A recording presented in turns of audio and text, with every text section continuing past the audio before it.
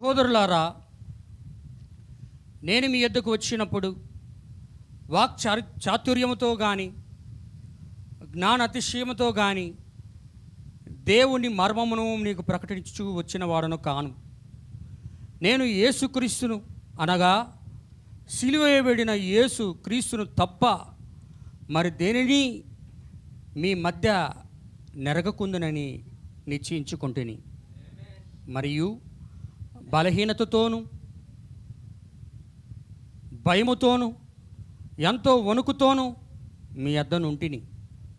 మీ విశ్వాసము మనుషుల జ్ఞానమును ఆధారము చేసుకొనక దేవుని శక్తిని ఆధారము చేసుకొని ఉండవలనని నేను మాట్లాడినను సువార్త ప్రకటించినను జ్ఞానయుక్తమైన తీయని మాటలను వినియోగించక పరిశుద్ధాత్మయు దేవుని శక్తియు కనుపరచు దృష్టాంతములని వినియోగించితని.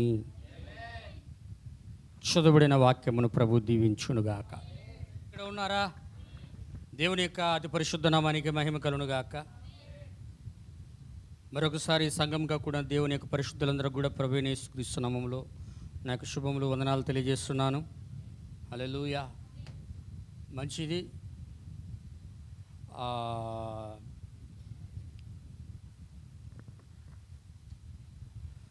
ఒక చిన్న వర్తమానం మనం అందరం కూడా చూద్దామండి. జ్ఞాన అతిశయ మనస్సు మరియు క్రీస్తు యొక్క మనస్సు.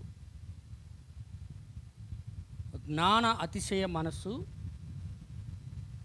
క్రీస్తు మనస్సు.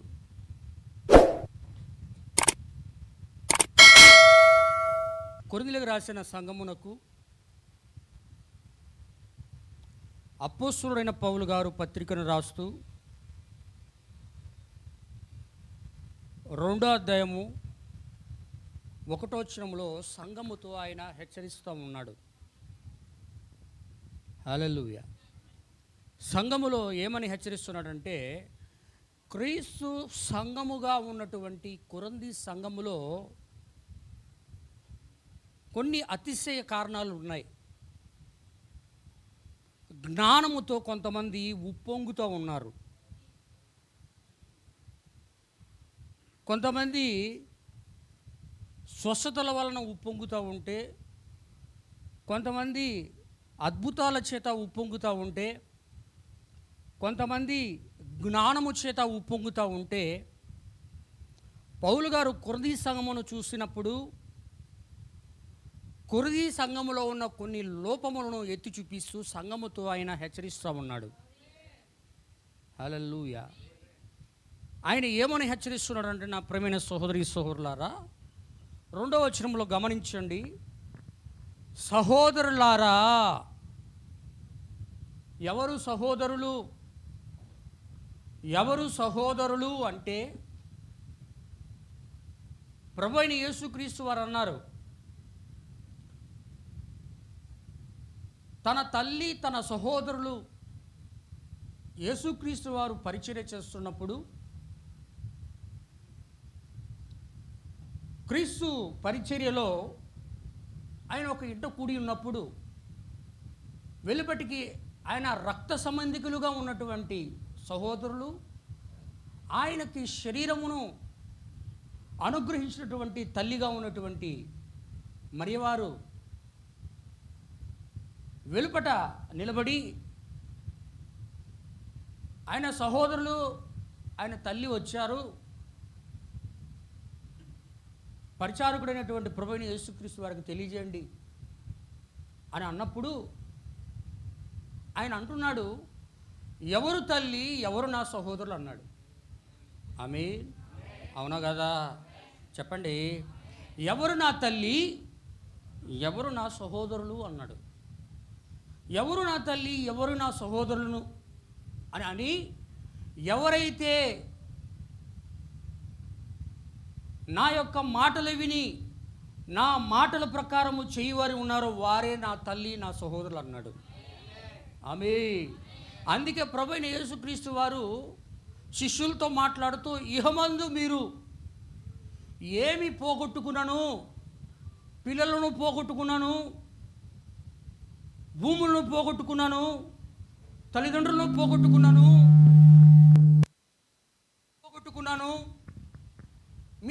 ఏది పోగొట్టుకున్నానో పరమందు దేవుని యొక్క రాజ్యములో 100 రెట్లు పొందుకుంటారన్నాడు ఆయన. హల్లెలూయా. ఆయన ఎలా అంటున్నాడు అంటే ఆత్మ సంబంధమైన వాతావరణం గురించి మాట్లాడు. ఎవరైతే దేవుని యొక్క వాక్యమును నమ్మి ఆ వాక్య ప్రకారం జీవించడానికి ఇష్టపడుతున్నారో వారి గురించి ప్రభువైన యేసుక్రీస్తు వారు మాట్లాడుతున్నారు. అంటే మన యొక్క తల్లి, మన సహోదరులు, మన రక్త సంబంధికులు కాదు, కానీ వాక్య సంబంధమైన వారే మన తల్లి, మన సహోదరులై ఉన్నారు. దేవుని రాజ్య సంబంధులే మన యొక్క తల్లి, మన సహోదరులై ఉన్నారు. దాని గురించి ఇక్కడ ప్రభు మాట్లాడుతూ సహోదరులారా, కొరింథీ సంఘములో ఉన్న సహోదరులారా, నేను మీ యొద్దకు వచ్చినప్పుడు, ఎలా వచ్చాడట? ఎవరు? పౌలు గారు. సార్ పౌలు గారు, నేను మీ యొద్దకు వచ్చినప్పుడు, కొరింథీ సంఘమునకు నేను మీ యొద్దకు వచ్చినప్పుడు వాక్చాతుర్యముతో కానీ జ్ఞాన అతిశయముతో కానీ దేవుని యొక్క మర్మమును నేను మీకు, అంటే దేవుని యొక్క మర్మం అర్థం కావాలంటే జ్ఞాన అతిశయం పని చేయదు, తీయని మాటలు పనిచేయవు. హల్లెలూయా. జ్ఞానముతో వచ్చిన మాటలు, తీయని మాటలు, దానివల్ల దేవుని మర్మం మీద మనం తీసుకోలేము. హల్లెలూయా. అందుకు అర్థమవుతుందా? దేవుని మర్మము అంటే ఏమిటో నీకు అర్థము కావాలి అంటే, నా ప్రియమైన సోదరి సహోదరులారా, మనకు జ్ఞానం పనిచేస్తే పని చేయదు. తీయని మాటలు, కథలు చెప్తే అది పని చేయదు. కల్పన కథలు చెప్తే అది పని చేయదు. జ్ఞానయుక్తమైన మాటలు పని చేయవు. అసలు జ్ఞానయుక్తమైన మాటలు అంటే ఏమిటి? తీయని మాటలు అంటే ఏమిటి? ఈ 2 మాటల వల్లనే దేవుని మర్మం మనకు అర్థం కాదంటున్నాడు పౌలు గారు. జ్ఞానయుక్తమైన మాటలు ఏమిటి? జ్ఞానయుక్తమైన మాటలంటే ఈరోజు ప్రజలందరూ కూడా అనుకుంటూ ఉన్నారు, మా పాస్టర్ గారు డిబిటిహెచ్ చేశాడు, బీబీటీహెచ్ చేశాడు, ఎంబీటీహెచ్ చేశాడు, లేకపోతే డాక్టరేట్ చేశాడు.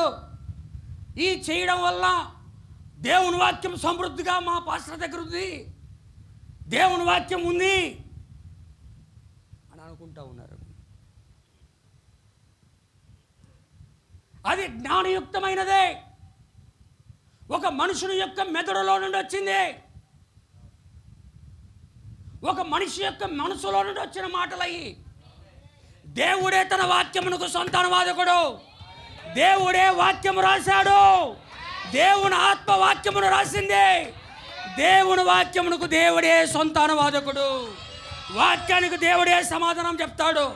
దేవుడు ప్రశ్నిస్తే దేవుడే సమాధానం చెప్తాడు. దేవుడు ప్రశ్నిస్తే మానవుడు కాదు సమాధానం చెప్పాల్సింది. అందుకే మనుషు సంబంధమైన ఆత్మకు, దేవుని సంబంధమైన ఆత్మకు రెండుటికి విరోధము. దేవుని యొక్క సంగతులను దేవుని ఆత్మే ఎరిగిన వాడే ఎరుగును.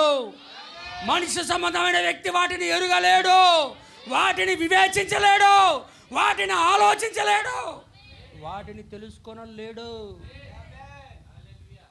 హల్లెలూయా.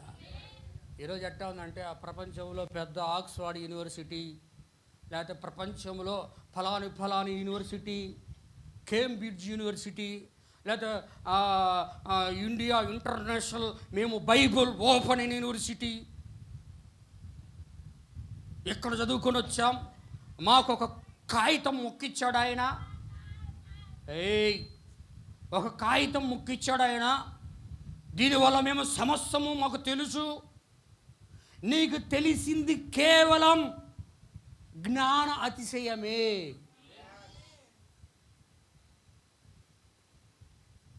ఒక జ్ఞాన అతిశయం వల్ల మనిషికి కలిగేది మరణం. జ్ఞానం వల్ల మరణం వస్తుంది, కానీ విశ్వాసం వల్ల నిత్య జీవం వస్తుంది. హల్లెలూయా. జ్ఞానం వల్ల మరణమే వస్తుందండి. సర్పము తన కుయుక్తి చేత హవ్వను జ్ఞానము చేత మోసపరచడం వలన ఈరోజు ప్రపంచము ఇటువంటి స్థితిలో ఉన్నది.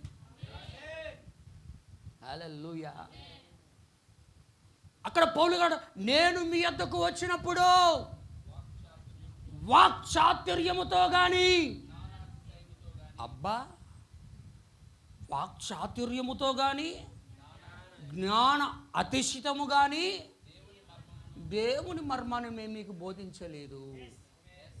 అంటే దేవుని మర్మం మనకు అర్థం కావాలంటే కొరింథీ సంఘముతో అంటున్నాడు, మనతో అంటున్నాడు, జ్ఞాన అతిశయము పని చేయదు, వాక్చాతుర్యము పని చేయదు. హల్లెలూయా. మోషే ఎలాంటి వాడండి? మోషే ఎటువంటి వాడు? ఈజిప్ట్ విద్యలని తెలుసు మోషేకి. ఒక్క దెబ్బతో కొట్టి పండబెట్టేశాడు ఈజిప్టుని. ఎటువంటి జ్ఞానం ఉన్నది మోషేకి? ఫరో తర్వాత ఫరో అంతటి వాడు మోషే. కానీ అతడి జ్ఞానం వలన అతడు జయించలేకపోయాడు. హల్లెలూయా. ప్రభు యొక్క సన్నిధిలో ఉండవలసిన వాడు ఫరోకు భయపడి పారిపోతా ఉన్నాడు మిద్యాను దేశానికి. ఆమె పారిపోయాడా? చెప్పండి, పారిపోయాడా? హల్లెలూయా. మోషే పారిపోయాడు తన జ్ఞానం వలన. ఇశ్రాయేలు ప్రజలను రక్షించలేకపోయాడు, ఇశ్రాయేలు ప్రజలను విమోచించలేకపోయాడు, దేవుని యొక్క అద్భుతాలను గురించి తెలుసుకోలేకుండా పోయాడు, దేవుని యొక్క పరిశుద్ధాత్మ శక్తిని తెలుసుకోలేకపోయాడు. దేవుని యొక్క విశ్వాసమును గురించి మోషేకి అర్థం కాలేకుండా పోయింది. కారణం ఏంటంటే మోషేలో ఉన్న జ్ఞానం. ఆమేన్. హల్లెలూయా. కానీ పౌలు గారు నేను జ్ఞానాతిశయముతో కానీ వాక్చాతుర్యం ఎట్టుంటుంది తెలుసా? జ్ఞానం పెరిగిపోతే వాక్చాతుర్యం అంటే మాటలతోనే గారడీలు చేసేవాళ్ళు ఉన్నారండి భూమి మీద ఈరోజు. మాటలతోనే మోసం చేసేవాళ్ళు ఉన్నారు. మనుషులను దేవుని యొద్దకు తీసుకురావాల్సింది విశ్వాసము ద్వారానే కానీ జ్ఞానము చేత, తీయని మాటల చేత కాదు. హల్లెలూయా. కానీ ఇక్కడ చేస్తున్నాడు పౌలు గారు అంటాడు, క్లియర్గా అంటాడు, మోషే తన జ్ఞానము చేత చేయలేక పారిపోయాడు, మిద్యాను దేశానికి వెళ్ళి దేవుని పరిచర్యను మర్చిపోయాడు, దేవుని సంఘాన్ని మర్చిపోయాడు, దేవుని గురించి మర్చిపోయాడు, అన్నీ మర్చిపోయాను ప్రవక్త అంటున్నాడు. సీనాయి పర్వతం యొక్క అగ్ని పొద యొక్క దేవుని యొక్క సన్నిధిలో అతడు 5 నిమిషములు కూర్చున్నప్పుడు, హల్లెలూయా, 80 సంవత్సరములు నేర్చుకున్న ఈజిప్ట్ విద్యను మరిచిపోయాడు. ఇప్పుడు దేవుని యొక్క సన్నిధిలో మనం ఎట్ట కూర్చుంటే ఈ లోక జ్ఞానం మర్చిపోగలమో ఆలోచించండి. అవునా? ఈరోజు అనేక మంది జ్ఞాన అతిశయము, వాక్చాతుర్యము కలిగి ఉండి, వ్యర్థమైన మాటలు కలిగి ఉండి, హల్లెలూయా, అనేక మందిని మాయ మాటల చేత, కల్పన కథల చేత విశ్వాసులను మోసం చేస్తూ ఉన్నారు. పౌలు గారు నేను మీ యొద్దకు వచ్చినప్పుడు వాక్చాతుర్యముతో కానీ జ్ఞాన అతిశయంతో కానీ మీ యొద్దకు రాలేదు. చదవండి, ఇప్పుడు చదవండి అయ్యా.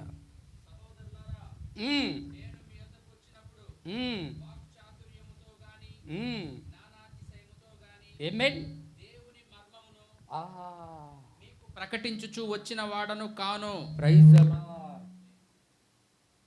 దేవుని మర్మం మనకు అర్థం కావాలి. దేవుని మర్మం అంటే ఏందో మనకు అర్థం కావాలంటే జ్ఞాన అతిశయము, వాక్చాతుర్యము వ్యర్థము. ఆమేనేనా? వ్యర్థము. అసలు దేవుని మర్మమును పౌలు గారు కొరింథీ సంఘములో ప్రకటించాడు. అసలు దేవుని మర్మం మనకు అర్థం కావాలంటే జ్ఞానం పనిచేయదు, వాక్చాతుర్యం పనిచేయదట. హల్లెలూయా. ఇప్పుడు దేవుని మర్మం అంటే ఏమిటి? అదే కదా మరి కొరింథీ సంఘంలో అని ప్రకటించింది. మరి ఏమండి, కొరింథీ సంఘంలో ప్రకటించింది అదే కదా. ఇప్పుడు కొరింథీ సంఘంలో దేవుని మర్మాన్ని ప్రకటించాడంటే దేవుని మర్మం అంటే ఏమిటి? చూడండి, కొలస్సీయులకు రాసిన పత్రిక దేవునికి స్తోత్రం, 2వ అధ్యాయము 2 నుంచి 4 వచనాలు. నేను ఎంతగా పోరాడుచున్నానో. ఎవరు? పౌలు గారు పోరాడుతున్నారట. దేనికి? దేవుని మర్మమును ప్రకటించడానికి పౌలు గారు పోరాడుతున్నారు. ఉమ్. వారు ప్రేమయందు అతుకబడి ఆ. సంపూర్ణ గ్రహింపు యొక్క క్రీస్తు యొక్క శరీరముతో అతుకబడి, శిరస్సుతో అతుకబడి, ప్రేమతో అతుకబడి వారు సంపూర్ణ గ్రహింపు యొక్క సంపూర్ణ వాక్యమును గురించిన గ్రహింపు యొక్క సకల ఐశ్వర్యమును కలిగిన వారై ఆ దేవుని మర్మమై ఉన్న క్రీస్తు హల్లెలూయా. దేవుని మర్మమయ్యున్న దేవుని మర్మం ఎవరు? దేవుని మర్మమై ఉన్న క్రీస్తు. స్పష్టముగా తెలుసుకున్న వారై తమ హృదయాలలో ఆదరణ పొందాలని వారందరి కోసం నేను పోరాడుతున్నాను. ఆమేన్. దేవుని యొక్క మర్మము ఎవరై ఉన్నారంటే క్రీస్తు అయి ఉన్నాడు. దేవుడు ఏమై ఉన్నాడో అది సమస్తము కూడా క్రీస్తులో కుమ్మరించుకున్నాడు. హల్లెలూయా. క్రీస్తు ఏమై ఉన్నాడంటే దైవత్వం యొక్క సర్వ పరిపూర్ణత క్రీస్తు అయి ఉన్నాడు. దేవునిలో ఏమున్నదో అది క్రీస్తులో సమస్తము కూడా కుమ్మరించబడినది. అదే క్రీస్తు అయి ఉన్నాడు. ఆ క్రీస్తు మనకి అర్థము కావాలంటే జ్ఞాన అతిశయము చేత, వాక్య ఆశ్చర్యము చేత, తీయని మాటల చేత వచ్చి బోధ చేస్తే క్రీస్తు అర్థం కాడు. దేవుని మర్మమైన క్రీస్తు అర్థం కాడయా? అర్థమవుతాడా? చెప్పండి, అర్థమవుతాడా? ఎట్లా అర్థమవుతాడు? మరి పౌలు గారు దేవుని యొక్క పరిశుద్ధాత్మ ప్రేత మాట్లాడుతున్నాడు. నేను రాలేదు అట్లా సంఘానికి, నేను దాన్ని బోధించలేదు అంటున్నాడు ఆయన. క్రీస్తు అర్థం కావాలంటే దేవుని యొక్క విశ్వాస వీరులు, యోధులుగా ఉన్నటువంటి అపోస్తులు, ప్రవక్తల దగ్గరికి మనం పోవాలా? ఆమేన్. అవునా? అపోస్తుల దగ్గరికి, ప్రవక్తల దగ్గరికి మనం పోవాలి. అపోస్తుల దగ్గరికి వెళ్తే రూపాంతర పర్వతం మీద నుండి ప్రభువైన యేసుక్రీస్తు వారు ఆ రూపాంతర పర్వతం మీద ఆ దర్శనమును పొందుకొని కొండపై నుండి కిందకి దిగి వస్తున్నారు. దిగి వస్తున్నప్పుడు ప్రభువు అంటున్నాడు, ఏమంటున్నాడు? మనుషు కుమారుడు ఎవరని ఈ జనులు చెప్పుకొనుచున్నారు. ఆమేన్. మనుషు కుమారుడు ఎవరని ఈ జనులు చెప్పుకొనుచున్నారు అంటే శిష్యులు ఏమంటున్నారు? లోకం ఏమనుకుంటుందట? చెప్పండి, ఏమనుకుంటుందట?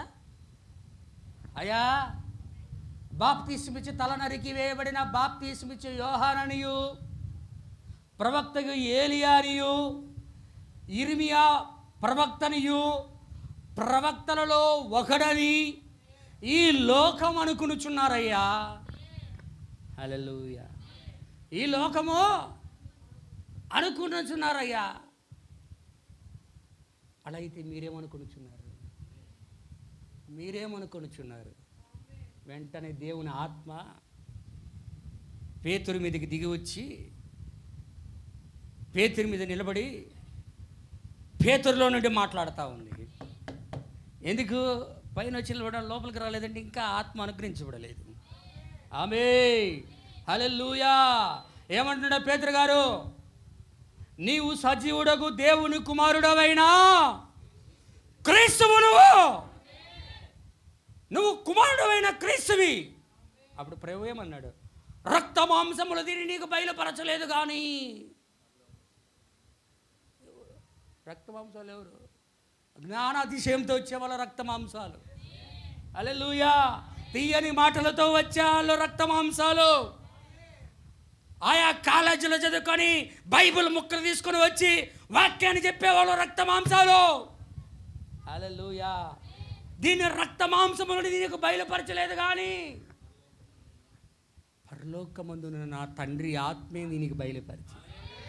దేవుని ఆత్మే నీకు బయలుపరిచింది. పేతురు, శబాష్ బర్యోనా, నువ్వు ధన్యుడవు. శబాష్ అన్నాడా లేదా?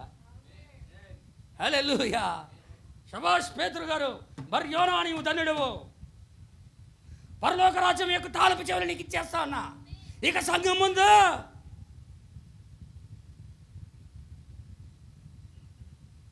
పాతాళం లోకం యొక్క ద్వారములు నిలబడలేరు అన్నాడు ఆయన. ఆమేన్. హల్లెలూయా. అందుకు అర్థమవుతుందా? జ్ఞాన అతిశయముతోటి, తీయని మాటలతోటి, ఇంకా వాక్చాతుర్యముతో వస్తే దేవుడు ఎవరో అర్థం కాడు. అందుకే చాలామంది ఒక ఆయన త్రితత్వ దేవుడు అంటాడు, ఇంకొక ఆయన త్రియేక దేవుడు అంటాడు, ముగ్గురు దేవుళ్ళు అంటాడు, ఇంకొక ఆయన అదిగో ఇంకొక ఆయన పీడి సుందరరావు బాబు ఏనండి వెంటనే తర్వాత పీడి సుందరరావు బాబు బోధ ఎట్టుంటుంది తెలుసా? అబ్బా, పరలోకం నుండి దేవుడు ఒకడు వస్తున్నాడు, పైన మాట్లాడుతున్న ఆయన తండ్రి, ఇదిగో కుమారుడు కింద నిలబడి ఉన్నాడు, అదిగో పరిశుద్ధాత్మ, ఆడ 1, ఈడ 2, ఆడ 3. అప్పుడు యేసు ఎలా పుట్టాడు? యేసు ప్రభువు ఎలా పుట్టాడు? పరిశుద్ధాత్మ ద్వారానే పుట్టాడు కదా. మరియ గర్భమును పరిశుద్ధాత్మ ఆవరించినప్పుడు పరిశుద్ధాత్మ ద్వారా గర్భము ధరించింది మరియ. అప్పుడు ఇక్కడ 4 ఆయన ఉన్నాడా యేసు లోపల? ఇంకొక చోట క్రీస్తు ఆత్మను మనలోనికి పంపినంటే యేసు ప్రభువు కాకుండా యేసు ప్రభువుకు తమ్ముడు కూడా ఒక ఆయన ఉన్నాడు, ఆయనే పరిశుద్ధాత్మను బోధలు చేసుకుంటాడు. బా, ఏమి మర్మం తెలిసిపోయిందిరా మీకు, ఏమి బోధలరా ఆయన అంటే.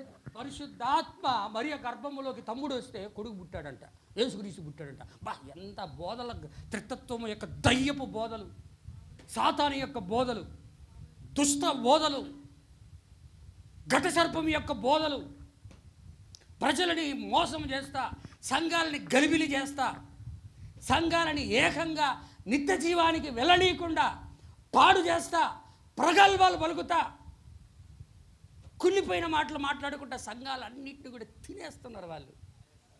సంఘాన్ని తింటున్నారండి. సంఘాన్ని తినడమే. ఏవేళ్ళు ప్రవక్తతో చెప్పిన ప్రవచనము 4 పురుగులు తింటా ఉంటే ఈ మిగిలిదాని సంఘాలు, ప్రొటెస్టెంట్ సంఘాలు తినేస్తున్నాయి. సిగ్గులేదు వాళ్ళందరికీ నిజంగా. వాడు వీడియో చూసుకొని ఏదైనా పెట్టుకొని నన్ను ఎట్టనే పెట్టుకొని నా దేవుడిని కలవరి శిలలో దిగంబరిగా పెట్టాడు సాతానుడు. నేను దాని గురించి సిగ్గుపడను. మనల్ని కూడా అట్లాగనే చేస్తాడు వాడు.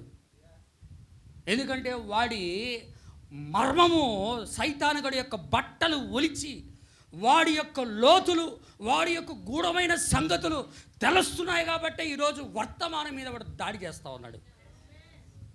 దుష్టుడు వాడు మామూలుడు కాదు. మనుషుల కన్నా కనికరం ఉండదని సాతానుగడి కనికరమే లేదు. బుద్ధిహీనుడు సాతానుడు వాడు. హల్లెలూయా. కొంచెం కఠినంగానే ఉంటాయి మాటలు, మీరేం బాధపడబాకండి. మూర్ఖులకి వాడి మూఢత చొప్పునే సమాధానం చెప్పాలి మనం. ఇక్కడేమంటున్నాడు? జ్ఞాన అతిశయముతోనైనను, తీయని మాటలతోనైనను, వాక్ చాతుర్యముతోనైనను నేను కొరింథీ సంఘముకు రాలేదు నాయన. మీలో కొందరు ఉప్పొంగుచున్నారని నేను వింటున్నా. కొరింథీ సంఘములో నేను రాననుకొనుచున్నారా మీరు? నేను మీ యొద్దకు ఎలా రావాలని కోరుకుంటున్నా? బెత్తముతో రావాలనా, ప్రేమతో రావాలనా? హల్లెలూయా. ఉప్పం జ్ఞానం ఏం చేస్తుంది? ఉప్పంగా చేస్తుంది. నేనంటే ఏమనుకున్నావు? నేనంటే యేసు ప్రభు కన్నా గొప్ప మీరేమన్నా చెప్పండి సార్. యేసు ప్రభు కన్నా గొప్ప అంత గొప్పోడు ఆయనే పరలోకం దిగి వచ్చి రిక్తికుడుగా మారి పాపులైన అపోస్తుల పాదములు కడిగాడయ్యా. ఆయన కన్నా గొప్ప ఆ దిక్కుమల్ల మీడియా ఛానల్ ఒకటి ఉంది వాడిది, వికేఆర్ ఛానల్లో పెట్టుకొని, ఆ ఛానల్ పెట్టుకొని, ఛానల్ ఏం చేస్తున్నాడు?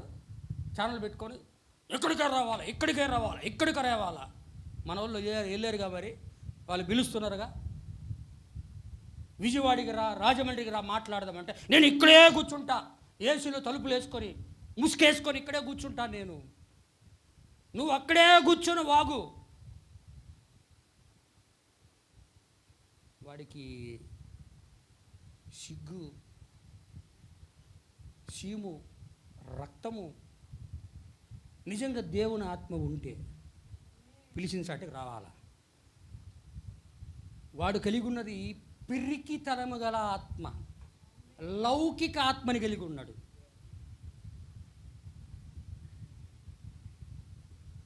హల్లెలూయా. ఎందుకంటే సత్యాన్ని చెప్పనీయకుండా సాతానుడు సకల విధములుగా మోసం చేస్తున్నాడు సంఘాలని.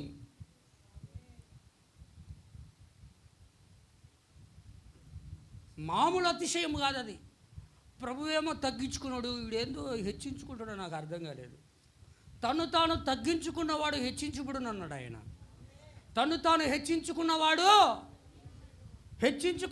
పాతాళం వరకు తగ్గించబడతాడు. హెచ్చించుకున్నవాడు ఎవరి కుమారుడో మీరు అర్థం చేసుకోవాలి. హల్లెలూయా. పౌలు గారు అంటున్నాడు చూడండి, ఏమంటున్నాడు 2వ వచనంలో, నేను యేసుక్రీస్తును అనగా, సిలువ వేయబడిన యేసును, క్రీస్తును తప్ప. ఎవరినంట? ఎందుకు సిలువ వేయబడిన యేసుక్రీస్తు అంటున్నాడు ఆయన? అనేక మంది యేసులు ఉన్నారు. అనేక బర్రి యేసు ఉన్నాడు, మన యేసు ఉన్నాడు, ప్రభు అయిన యేసుక్రీస్తు వారు కూడా ఉన్నాడు. కానీ మన పాపముల కొరకు, మన యొక్క విమోచన కొరకు రక్తము కార్చి చనిపోయి తిరిగి లేచింది ఎవరంటే కేవలం ప్రభు అయిన యేసుక్రీస్తే. ఏ నామములో రక్షణ కలుగదు?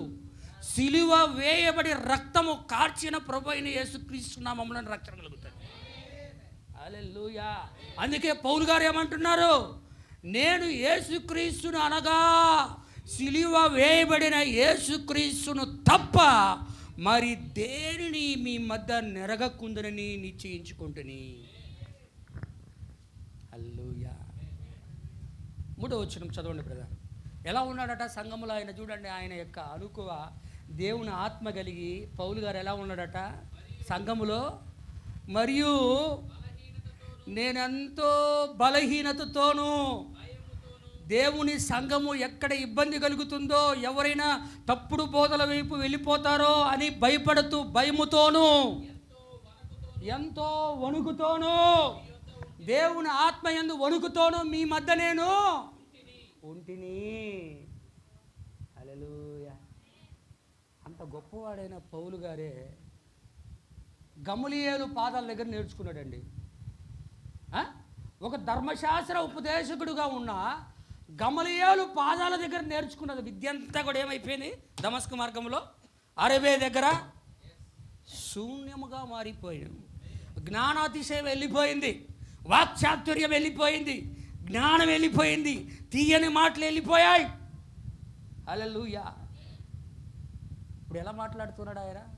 ఎంతో భయముతోనూ, ఎంతో వణుకుతోనూ, దేవుని యొక్క సన్నిధానంలో, సంఘం మధ్యలో దేవుని కొరకు భయభక్తులతో ఉన్నాడు ఆయన. ఆమె చూడు, చదవండి 4వ వచనం. అందరు గమనించాల. మీ విశ్వాసము సంఘముతో అంటున్నాడు. ప్రపంచవ్యాప్తంగా ఉన్న అందరం వింటున్నారా? సంఘము ప్రపంచవ్యాప్తముగా ఉన్న సంఘముతో అంటున్నాడు మీ విశ్వాసము. ఏం ఆధారం చేసుకోకూడదు మన విశ్వాసం? ఇప్పుడు మనుషుల జ్ఞానం ఆధారం చేసుకుని ఉన్న బైబిల్ కాలేజీలన్నీ, థియాలజీ కాలేజీలని, బైబిల్ కాలేజీలన్నీ, బైబిల్ క్లాసులని, సెమినార్ క్లాసులని ఏయో పెట్టుకుంటున్నారే. అవి మనుషుల జ్ఞానం ఆధారం చేసుకుని కాకుండా దేవుని యొక్క శక్తి చేత ఆధారం చేసుకుని ఉన్నాయా? చెప్పండి. మనుషుల యొక్క జ్ఞానం ఏదంతా దేవుని యొక్క శక్తి కాదు. దేవుని శక్తి ఏమాత్రము కాదు.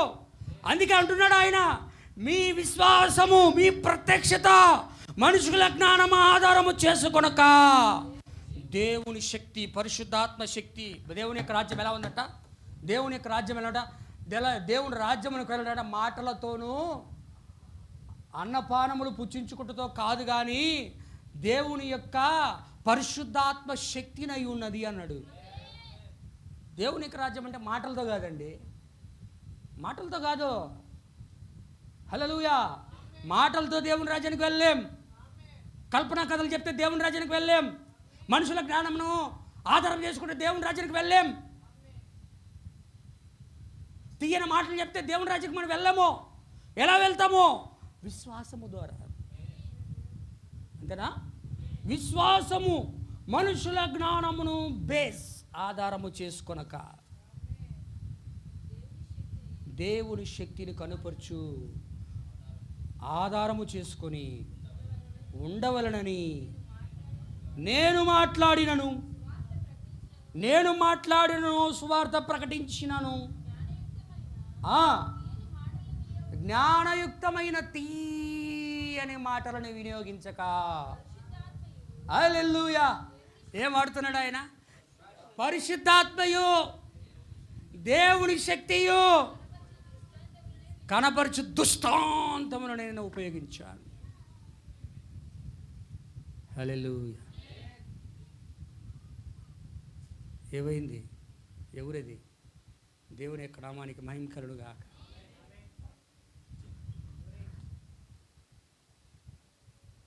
దేవుని యొక్క విశ్వాసం ఒక వ్యక్తి విశ్వాసిలోనికి రావాలంటే తీయని మాటలు, జ్ఞానయుక్తమైన మాటలు, వాక్చాతుర్యమైన మాటలు ఆధారం చేసుకుంటే పనిచేయదండి. హల్లెలూయా. దేవుని యొక్క పరిశుద్ధాత్మ శక్తి ద్వారా కలుగుతుంది. అందుకే ఆ పర్వతం మీద నుండి రూపాంతర పర్వతం మీద నుండి దిగి వస్తున్నప్పుడు దేవుని యొక్క ఆత్మని నీకు బయలుపరిచాడు అన్నాడు. హల్లెలూయా. అవునా? దేవుని యొక్క ఆత్మ బయలుపరిచాడు పేతురు గారికి. ఈరోజు మన విశ్వాసం కూడా మనుషుల సంబంధమైంది ఉండదు. మనం ఏ బైబిల్ కాలేజీకి వెళ్ళి నేర్చుకునేది కాదు ఇది. ఏ థియాలజీ క్లాస్కి వెళ్ళి మనం నేర్చుకుంది కాదు ఇది. దేవుని యొక్క సింహాసనం ఎదురుండి దిగి వచ్చింది. దేవుని యొక్క దూత అంటున్నాడు ప్రకటన గ్రంథం 10వ అధ్యాయంలో, దేవుని మర్మమును పౌలు గారు ఏ విధంగా బోధించాడో అదేవిధంగా ఈ దినమును కూడా 7వ దూత పలుకు దినములలో తాను బూర ఊదబోచుండగా దేవుడు తన దాసులకు ప్రవక్తలకు తెలియజేసిన సువార్త ప్రకారము ఏ ప్రకటించాడట? దేవుడు ఎలా ప్రకటించాడట? దేవుడు తన దాసులకు ప్రవక్తలకు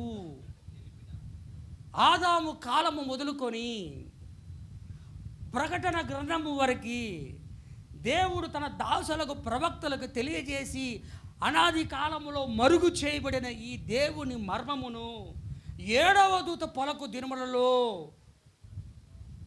7వ దూత బూర ఊదుచున్నప్పుడు నేను దానిని దేవుని మర్మాన్ని సమాప్తం చేస్తాను. దేవుని మర్మాన్ని 7వ దూత తర్వాతకి ఎవడు ఇప్పలేడు. దేవుడు బైబిల్లో 10వ అధ్యాయం 7వ వచనం ప్రకటన గ్రంథంలో వాగ్దానం చేస్తున్నాడు. ఆయన దేవుని మర్మమై ఉంటే ఏంది? దేవుడు ఒకడా, ఇద్దరా, ముగ్గురా, నలుగురా, లేదా 10 మందా? అన్ని జనుల్లాగా ఇష్టం వచ్చినట్లుగా క్రైస్తవులు దేవుళ్ళను తయారు చేసుకొని తండ్రిని ఒక ఆయన ఆరాధన చేస్తాడు, కుమారుని ఒక ఆయన ఆరాధన చేస్తాడు, పరిశుద్ధాత్మను ఒక ఆయన ఆరాధన చేస్తాడు.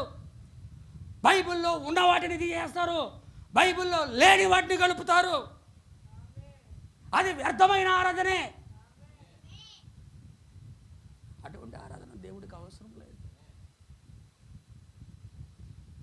ఆత్మతో సత్యముతో ఏమన్నాడు? 4:24 చెప్పండి, చెప్పండి సహోదరి సహోదరులు. ఆయన దేవుడు ఎవరట? దేవుడు ఆత్మ గనుక ఆయనను ఆరాధించువారు ఎలా ఆరాధన చేయాలా? ఆత్మతోను, అంటే దేవుని ఆత్మ పరిశుద్ధాత్మతోను, సత్యముతో అంటే వాక్యముతోను ఆరాధన చేయాలి. ఈరోజు మనుషులకు అక్షర జ్ఞానం ఉంటే సరిపోద్ది, దేవుని యొక్క పరిశుద్ధాత్మ శక్తి ఉంది. అందుకే ప్రభు అన్నాడు ఒక మాట అన్నాడు ఆయన, మీరు సర్వలోకమునికి వెళ్ళి సర్వ సృష్టికి సువార్తను ప్రకటించుడి అన్నాడు. కానీ దేవుడు దానికి అనువాదం చేస్తే ఏమంటాడంటే ఆయన ప్రకటించుడి అన్నాడే కానీ బోధించుడు అనలేదు. దేనికి ఆయన సువార్త ప్రకటించమన్నాడు అంటే సర్వ సృష్టికి సువార్త, సర్వ సృష్టికి సువార్త ప్రకటించుడి. సువార్తను ప్రకటిస్తున్నప్పుడు నమ్మి బాప్తిసం పొందినవాడు రక్షించబడును, నమ్మని వాడికి శిక్ష విధించబడును. నమ్మిన వారి వలన ఈ సూచక్రియలు వెంబడించును. హల్లెలూయా. ఈరోజు అనేక మంది నేర్చుకొని బోధించుట వలన సూచక్రియలు జరగడంలే. సూచక్రియలు జరగడంలే. మనుషుల జ్ఞానం కాబట్టి, తీయని మాటలు కాబట్టి. నేను ఒకటి చెప్తున్నాను, మీరు జాగ్రత్తగా గమనించండి.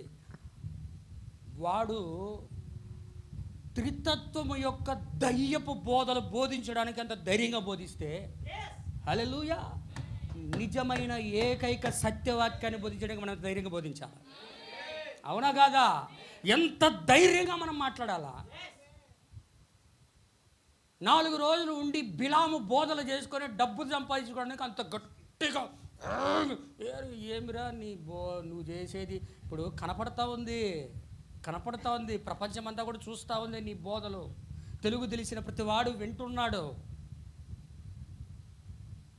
పారిపోయారు, బెదిరిపోయారు, మేకపోతు గాంభీర్యము. ఒక క్రైస్తవుడు మాట్లాడుతున్నాను నేను. మేకపోతు గాంభీర్యమా? నేనంటున్నాను, ఈ తోడేలు ప్రదర్శనలు. తోడేలు మీద ఎన్నడూ కూడా పావురం వాలదు. తోడేలు పావురమును చీల్చేసిద్ది. అందుకే అది ఎప్పుడు గొర్రెపిల్ల మీదే వాలిద్ది. పావురం ఎన్నడూ కూడా తోడేలు మీద వాలదు. అంటే దాన్ని బట్టి నువ్వు మాట్లాడే మాటలు బట్టి నీ మీద పావురం ఉందో కాకి ఉందో అర్థం చేసుకో. ఆ విధంగా నాల మళ్ళా నేను ఒక శాంపిలే చెప్తున్నా. వాని కోసం దేవుడు కృప ఉంటే దేవుడు నాకు ఆరోగ్యం బాగిచ్చి వచ్చే వారం ఉంచితే మొత్తము చూపిస్తాను నేను దేవుని యొక్క వాక్యం వర్తమానంలో నుండి. హల్లెలూయా. మనము ఎంత సహనముతో ఉండాలో దేవుడు మనకి ఈరోజు ఒక పరిపూర్ణ మానవుని స్వరూపంలో ఒక భాగం అది. సహనం నేర్చుకోవడానికి అటువంటి దయ్యాన్ని దేవుడు లేపాడు. సహనం మనం నేర్చుకోవడానికి. అంతేగాని శాతగానులు లేరు ఇక్కడ. వాళ్ళలాగా కేకలేయడానికి మనకు శాత కదని కాదు. కానీ మనం దేవుని ఆత్మకు లోబడుతున్నాం, దేవుని వాక్యానికి వర్తమానానికి మనం లోబడుతున్నాం. ఒక పరిపూర్ణ మానవుని స్వరూపంలో సహనము, ఓర్పు అనేది భాగమై ఉన్నది. అది హల్లెలూయా. ఊరొక కేకలేసి రంకెలేసి గంగిరుద్దులాగా అరిస్తే అంత మాత్రాన సత్యమైపోదు. అది సత్యమైపోదు. గంగిరుద్దు ఎగురుతుంది. ఎవరికి భయం? మనకేమైనా భయమా? హల్లెలూయా.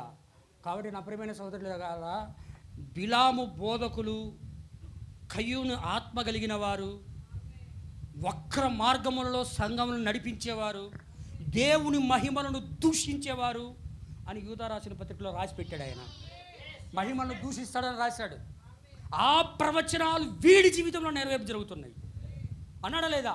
మహిమలను దూషించుచు. ఎవరమ్మా? వాళ్ళకి తెలియకుండానే వాళ్ళు దూషిస్తారని రాసింది బైబిల్లో. రాయలేదా? రాశాడు దేవుడు క్లియర్గా. మహిమలను దూషించడానికి అది ప్రవచనం కొరకు వానికి అప్పగించాడు దేవుడు. వీళ్ళంతా తీర్పు కొరకు ముందుగా నియమించబడిన వాళ్ళు. ఇంకో రకంగా చెప్పాలంటే తీర్పు కొరకు ముందుగానే దేవుడు నియమించాడు. అందుకే ఎగిరేవాడు ఎగురుకొని ఎంతసేపు ఎగురుతాడు. కాకి తనకు రెక్కలు ఎంతసేపు ఎగురుతుంది, ఎగిరి అలిసిపోయి ఏమైపోయింది, దప్పనికి. కానీ పక్షిరాజు ఆగదు. అది కింద నివసించే జీవి కాదు, ఎక్కడో ఉన్నత స్థలముల్లో ఉండే జీవి అది. ఆకాశంలో ఎంతో ఎత్తున ఎగిరే జీవి అది. దాని కళ్ళకు కనబడతాయి సమస్తము కూడా. ఏది దూరమైనది, సత్యమైనది బహుదూరంగాను లోతుగా ఉన్నదని దేవుడు ముందుగా చెప్పాడు. దూరము పరలోకము నుండి వచ్చింది వర్తమానం. ఆ గుడ్డోడికి తెలియదు అవన్నీ. హల్లెలూయా.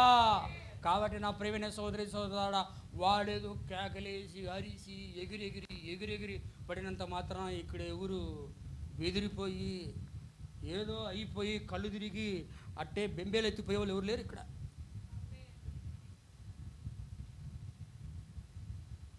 ఒక భౌతిక సంబంధమైన ఇజ్రాయేలును తాకడానికి ప్రపంచ దేశాల్లో ఉన్న దేశాలు భయపడతాయి. ఒక భౌతిక సంబంధమైన తాగడానికంటే ఇంత భయంగా ఉంటే ఆత్మ సంబంధమైన తాగడానికి ఎంత ధైర్యం ఉండాలి? ఇజ్రాయిలు తాకువాడు నా కనుగుడ్డును ముట్టివాడు అన్నాడు ఆయన. అవునా కదా? ఇప్పుడు ఆత్మ సంబంధమైన ఇజ్రాయిల్ ఈరోజు వధువు ఎవరంటే ఆయన కన్ను అయి ఉన్నది, ఒక ప్రత్యక్షత అయి ఉన్నదే. ఆ ప్రత్యక్షను తాకాలంటే వాడు ప్రభు యొక్క పొలిమేర దాటి రావాలి. అవునా కదా? కాబట్టి వాడు రాలేడు, ఊరక బయట లోయలను పడుకున్న కేకలు వేసుకోవాల్సిందే. కానీ వాడు ఏమీ చేయలేడు. ఏమీ చేయలేడంటే చేయలేడంతే, ఏమీ చేయలేడు. తల వెంట్రుక కూడా మంది ఏం కాదు, నేలను కూడా రాలదు. హల్లెలూయా. కాబట్టి నా ప్రియమైన సోదరి సోదరులారా, నేను చెప్పేదంటే జ్ఞానాతిశయముతోనైనను, తీయలి మాటలతోనైనను, వాక్చాతుర్యముతోనైనను నేను సంఘము యొద్దకు రాలేదు. దేవుని యొక్క పరిశుద్ధాత్మ బయలుపరిచిన దుష్టాంతముల్ని తీసుకొచ్చి సంఘానికి నేను చెప్పాను. కాబట్టి సంఘమా జాగ్రత్తగా ఉండండి అని కొరింథీ సంఘానికి అపోస్తలుడైన పౌలు గారు హెచ్చరించారు. హల్లెలూయా. నేను చెప్పి ముగిస్తాను. చూడండి, కింద చదవండి. ఏమంటున్నాడు పౌలు గారు? చాలా క్లియర్గా అంటున్నాడు. ఎవరి మధ్య బోధిస్తున్నాడు ఆయన? పరిపూర్ణులు. హల్లెలూయా. పరిపూర్ణులైన వారి మధ్య జ్ఞానమును బోధించుచున్నాము. అది లోక జ్ఞానము కాదు గాని నిరర్ధకులైపోవచ్చున్న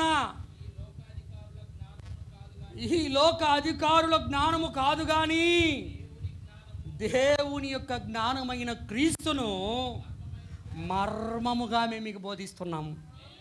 ఎలా బోధిస్తున్నాడట? ఈరోజు మన బోధ కూడా మర్మంగానే ఉంటుంది. ఈరోజు మనం చేసే బోధ కూడా మర్మమే, అది అందరికి అర్థం కాదు. దావీదు యొక్క తాళపు చెవులు ఆయన తెరవాలా? దావీదు యొక్క తాళపు చెవులు ఆయన వెయ్యాలి. ఆయన తెరిస్తేనే విశ్వాసం వస్తుంది. ఆయన మూసుకుంటే ఆయన రాజ్యంలోకి వెళ్ళడానికి తండ్రి ఆకర్షించినది ఎవడును నా యొద్దకు రాలేడు అంటాడు. తండ్రి ఆకర్షించింది గుడ్డోడు వచ్చి నేను వెళ్తా అంటే ఇప్పుడు అంటే నీకు ఒక విషయం చెప్పి ముగిస్తా. ఎలా ఉందంటే, ఒక దొంగ ఒక ఇంట్లోకి వెళ్ళి దొంగతనం చేసి నైస్గా బయటికి వచ్చి ఆత్మలను దొంగిలించి బయటకు వచ్చి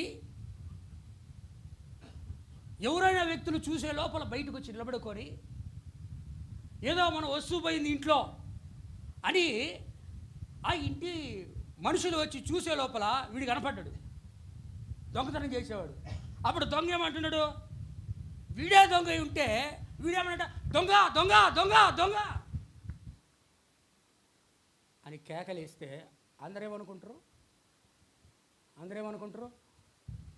దొంగరు, వీడు చెప్పాడు దొంగని. ఎవరు నన్ను దొంగను వదిలేసి దొంగగా నన్ను చూస్తుంటారు. ఎవరైనా బయట ఉంటారు దొంగ అని.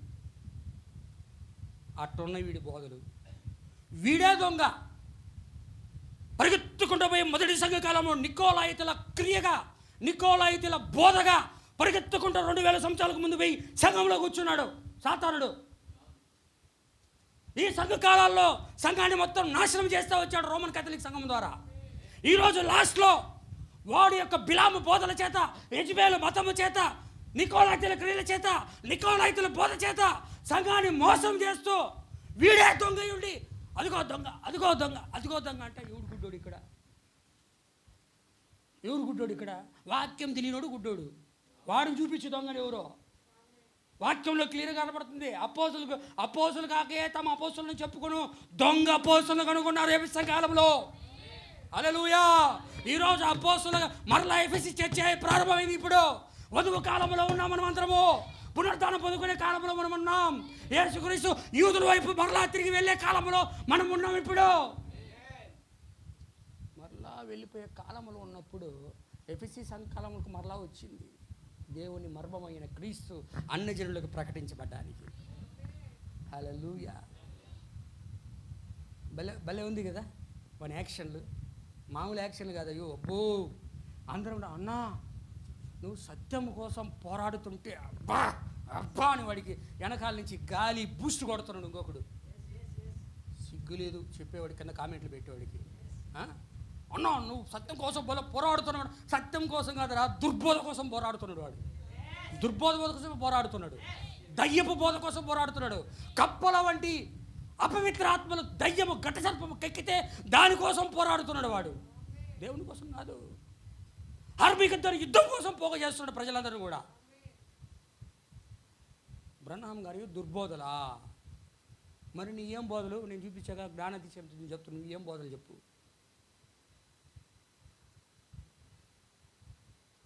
ఊరక చెప్పుకుంటే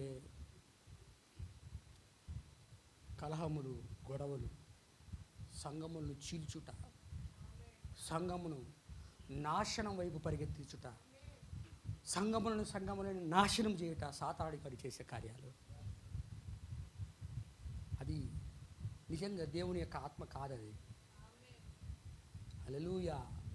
కాబట్టి నా ప్రియమైన సోదరు అందరూ గమనించండి. దేవుని ఆత్మ ఏదో, క్రీస్తు విరోధి ఆత్మ ఏదో మనం పట్టుకునే సమయంలో ఉన్నాం. అందుకే మనకు ఒక వివేచన ఆత్మ ఇచ్చాడు.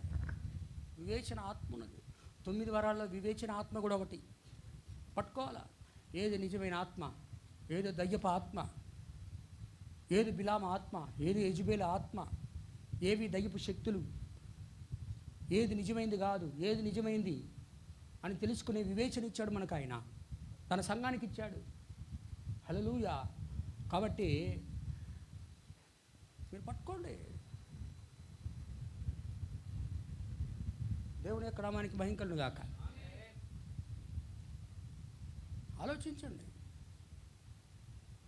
దేవుని యొక్క వాక్యాన్ని బట్టి ధైర్యం తెచ్చుకోవాలి. మనం కలిగి ఉన్న వాక్యాన్ని బట్టి మన విశ్వాసం ఇంకా వృద్ధి పొరాలి. మన విశ్వాస కంఠాలు ఇంకా పెద్ద అయిపోవాలి. చెట్టుని దేవుడు అంటున్నాడు, ఒక చెట్టుని బాగా స్థిరపరచాలంటే దేవుడు ఏం చేస్తున్నాడు? బాగా అట్ట పెద్ద తుఫాన్ రప్పించి, అయ్యమ్మా ఓ అమ్మో దేవుడు దీవించును కాక,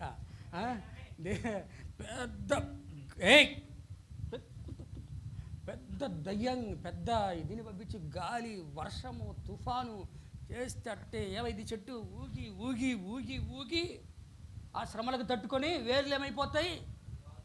లోతుకెళ్ళిపోతాయి. అవునా?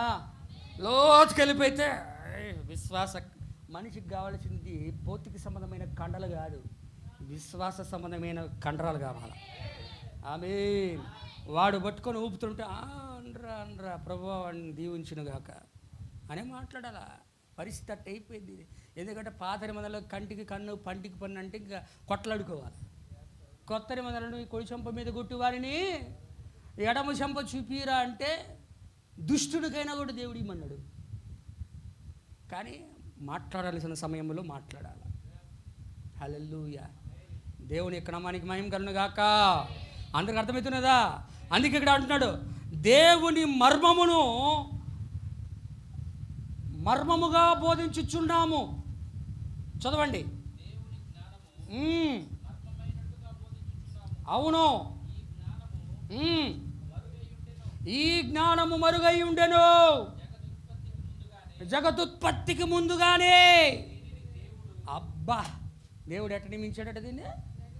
జగత్ ఉత్పత్తికి ముందుగానే దీనిని, ఈ జ్ఞానమును, క్రీస్తును మన మహిమ కొరకు దేవుడు నియమించాడయ్యా.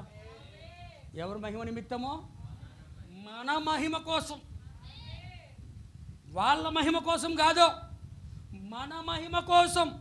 ఎవరినైతేగా ఆయన ముందుగా పిలిచాడో వారిని ముందుగా ఆయన ఏర్పరచుకున్నాడో, ఎవరినైతే ఏర్పరచుకున్నాడో వారిని ముందుగా నిర్ణయించాడో, ఎవరినైతే నిర్ణయించాడో వారిని ఆయన మహిమపరిచాడు, ఎవరినైతే మహిమపరిచాడో వాళ్ళని ఆయన నీతిమంతులుగా చేశాడు. ఇది ఎప్పుడుదంటే జగత్తు పునాది వేయడం ముందు అంతా అయిపోయింది. అది ఈరోజు క్రియారూపమై శరీరధారిగా ఈరోజు భూమి జరుగుతూ ఉంది. హల్లెలూయా. అందుకే మన మహిమ నిమిత్తము క్రీస్తును జగత్తు పునాది వేయబడక మునిపే దేవుడు నియమించాడు. అది మనకు అర్థమైంది, వాళ్ళకి అర్థం కాదు. అందుకే వాళ్ళ గురించి మాట్లాడుతూ ఏమంటున్నాడు? ఎవరినైతే ఆయన ప్రేమించాడో వాళ్ళకి తెలుసు. కానీ చదవండి.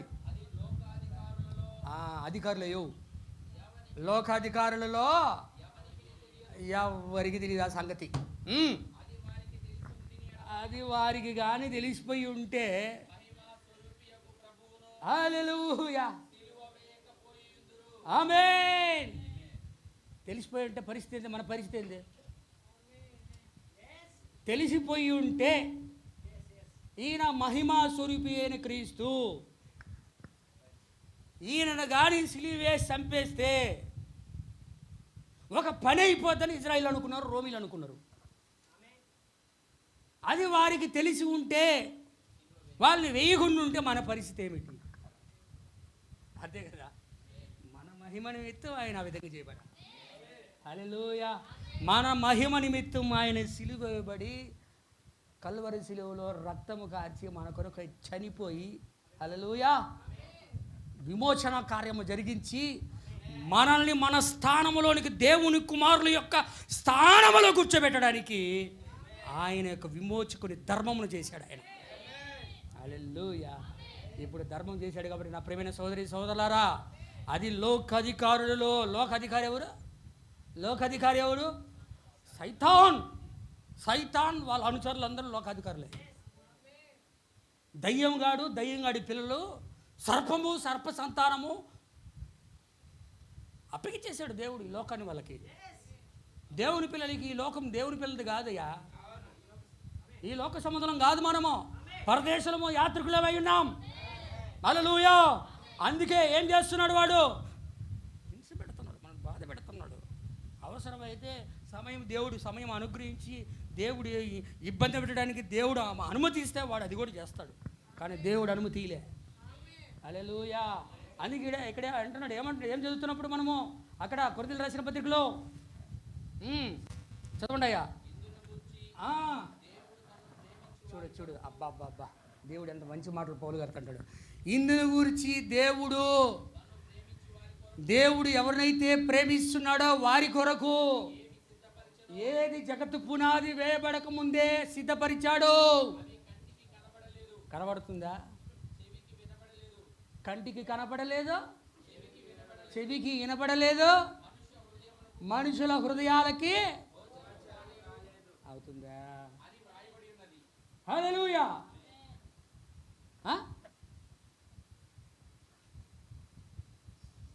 అంతే కదా. దేవుడు ఎవరినైతే ప్రేమించాడో వారికి ఏం చేస్తున్నాడట? ప్రేమించిన వారి కొరకు ఏమి ఆయన ముందుగా సిద్ధపరిచాడు. అయ్యి కనపడటం లేదు కళ్ళకి, లోకానికి కనపడటంలే, సమస్యలకు కనపడటం లేదు. ఇంకొక రకంగా చెప్పాలంటే లోకానికి తెలియదు బైబిల్, లోకానికి బైబిల్ తెలియదండి. బైబిల్ తెలిసింది ఎవరంటే సమస్యలకి, సంఘశాఖలకే. హల్లెలూయా. ఏమంట? వాళ్ళ కళ్ళకు అది కనబడలేదు. కళ్ళ ఎదురుగే ప్రభువైన యేసుక్రీస్తు నామములో బాప్తిసమున్న వాడి కళ్ళకు కనబడడం లేదు. అది వదిలేయి. సర్పసంతానం రా. ముందు చిన్న కొత్తగా జన్మించే దాని గురించి నీకు అర్థం కాదా? అంతే కదా సార్. కంటికి కనపడడం లేదు, చెవులకి వినపడడం లేదు, కళ్ళకేమో సమస్తలనే ముసుగు, చెవులకేమో ఆచారం అనే ముసుగు. దేవుడు వేసేసాడా?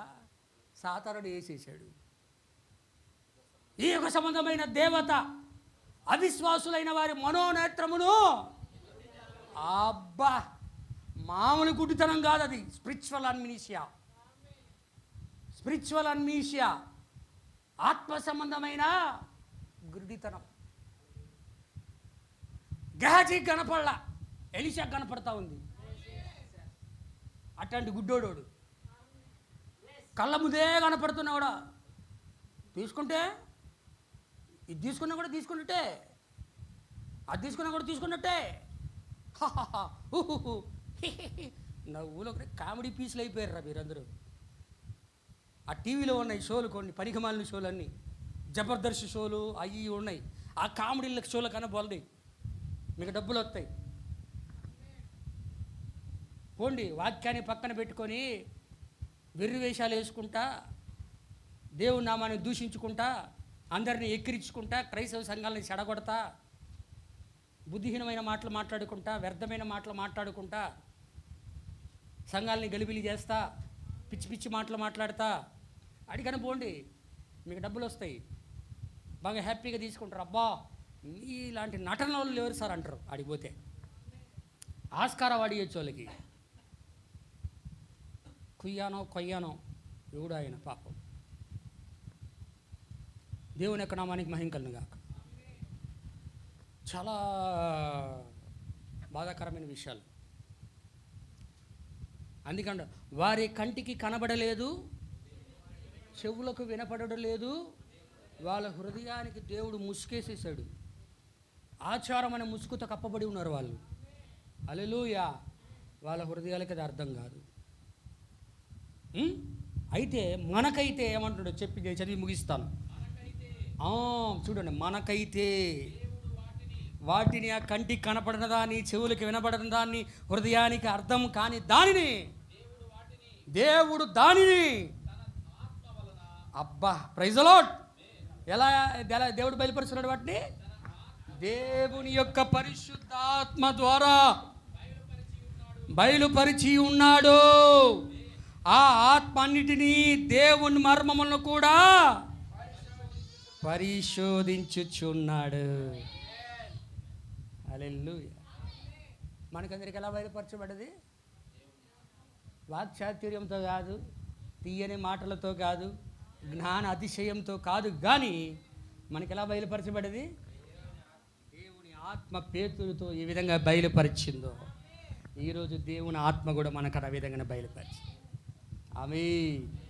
హల్లెలూయా. దేవుని యొక్క నామానికి మహిమ కలుగును గాక. కాబట్టి నా ప్రియమైన సోదరి సహోదరులారా, అందరూ కూడా జాగ్రత్తగా మెలకువగా ఉండి ప్రార్థన చేయండి. ప్రభు మీకు సహాయం చేస్తాడు. అంతవరకు సహించువాడే రక్షణ పొందుకున్నాడు ఆయన. అంతవరకు మనం సహించాలా. సహించే సమయం ఇది. అందరి మనుషుల యొక్క సాక్షార్థము నిమిత్తం సర్వలోకానికి వెళ్ళి సువార్త ప్రకటించుడి అన్నాడు ఆయన. సాక్షార్థంగా మాత్రమే సువార్త ప్రకటించబడుతుంది, కానీ వర్తమానం ఎత్తబాటు కొరకు ప్రకటించబడుతుంది. హల్లెలూయా. ఇది రూపాంతరపరిచే వర్తమానం, శరీరాల మార్పు కలిగించే వర్తమానం. క్రీస్తు యేసు మనము కలిగిన వారు మనకి కింద లాస్ట్లో అంటున్నాడు పౌలు గారు అంటున్నాడు చూడు లాస్ట్లో ఏమంటున్నాడు? 2వ అధ్యాయం చివరి వచనం చదివి ముగిస్తాను. ఏమంటున్నాడు? 16వ వచనంలో, ప్రభు మనసు ఎరిగి ఆయనకే బోధించగలవాడు ఎవడో? మనమైతే క్రీస్తు మనసు కలిగిన వారు.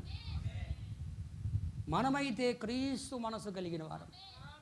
క్రీస్తు శిరస్సుగా, తలరాయిగా, పరిశుద్ధాత్మగా 1963 సంవత్సరంలో ఆయన మేఘారుడై దిగి వచ్చాడు. ఆమె దిగి వచ్చిన ఆయన వాక్యం అనే మనస్సు చేత మనము నింపబడాలి. ఆ మనస్సుతో మనం ఎప్పుడైతే నింపబడి ఉంటామో మనకు లోకంతో ఇక సంబంధం లేదు. హానోకుకి లోకంతో సంబంధం. దేవుడు హానోకు అంతే. హల్లెలూయా. ఏం చేశాడు? హానోకు దేవునితో కూడా నడిచాను. దేవుడు అతనిని రూపాంతరపరిచే శక్తి చేత శరీరం మార్పు కలిగించి తీసుకొని వెళ్ళిపోయిన కనుక అతడు లోకములో మరణించలేదు, దేవుని దగ్గరికి వెళ్ళిపోయాడు. హల్లెలూయా. కానీ హానోకు వెళ్ళిపోతూ ఉంటే నోవాహు మాత్రం హానోకును గమనిస్తూనే ఉన్నాడు. హల్లెలూయా. కాబట్టి వాక్యం కొరకు మనమందరం జీవిద్దాం. ప్రభు యొక్క వాక్యము, ప్రభు యొక్క ప్రేమ, శక్తి, కృప మీ హృదయములలో సమృద్ధిగా ప్రభు కుమరించునుగాక. ప్రభువులందరూ ఆశీర్వదించునుగాక. షాలోమ్. ప్రార్థన చేసుకో.